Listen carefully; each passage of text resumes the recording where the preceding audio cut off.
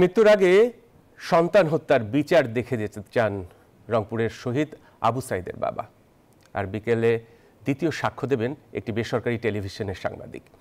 দুপুরে আবু সাইদ হত্যা মামলায় প্রথমে সাক্ষ্য দেন সাইদের বাবা মকবুল হোসেন। তিনি তুলে ধরেন ঘটনার দিনের বর্ণনা।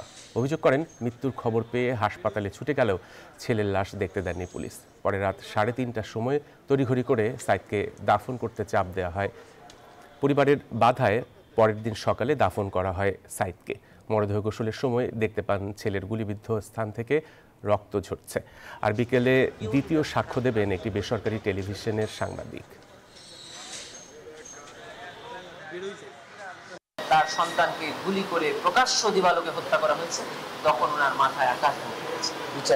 সেজন্যই উনি চেয়েছেন যে আমার ছেলে বড় হবে, এই স্বপ্ন তো আমি পূরণ হয়েছে দেখে যেতে পারলাম না। আমার একটি স্বপ্ন, সেটা হলো আমার জীবদ্দশায় আমার সন্তানের হত্যাকারীদের বিচার আমি দেখব।